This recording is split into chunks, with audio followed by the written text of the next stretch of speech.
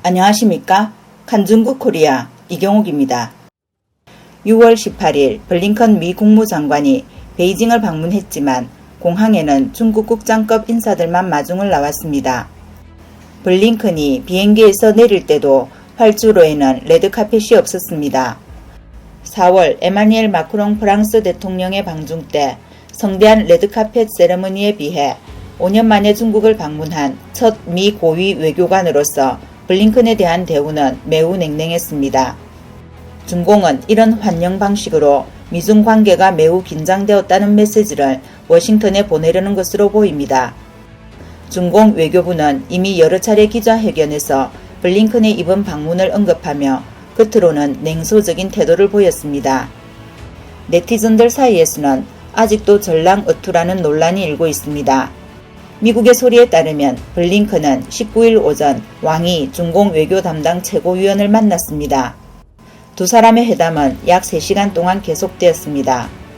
왕이는 회담 내내 공격적인 전랑 태도를 보였다고 합니다.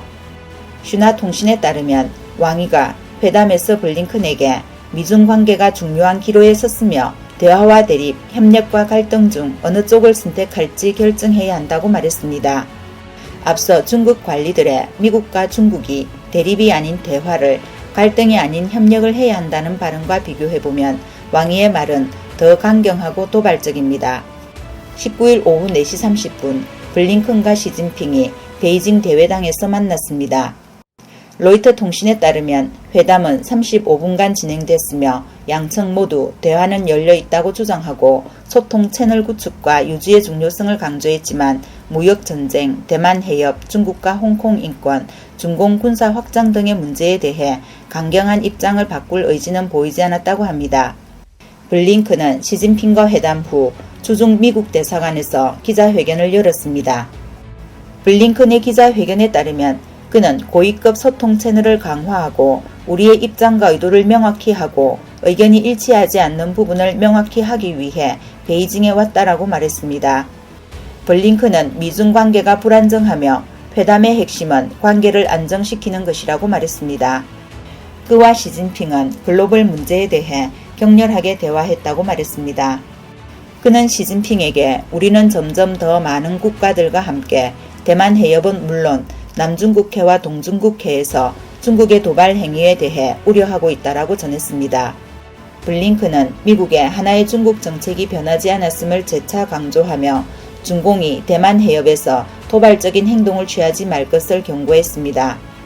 블링컨은 또한 러시아의 치명적인 원조를 하지 않겠다는 중국의 약속에 의문을 제기하면서 북한의 도발 행동도 중단할 것을 경고했습니다.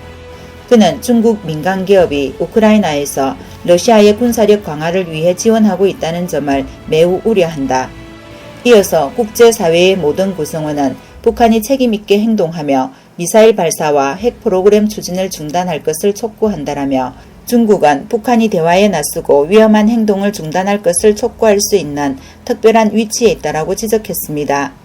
미국과 국제사회는 홍콩뿐만 아니라 신장과 티베트에서 벌어지는 중공의 인권 침해에 대해 여전히 깊은 관심을 두고 있다. 부당하게 구금된 미국 시민들과 출국 금지된 사람들에 대해서도 구체적으로 언급했다라고 말했습니다. 합성 오피오이드와 펜타닐 등 마약 문제를 미국의 위기로 우선순위에 두고 말했다. 펜타닐은 18세에서 49세 사이의 미국인을 가장 많이 죽이고 있는 마약이다. 이 핵심 문제를 해결하기 위해 협력을 강화해야 한다는 점을 분명히 했다라고 강조했습니다. 이번 영상은 여기까지입니다. 구독과 좋아요는 격려입니다. 시청해주셔서 감사합니다.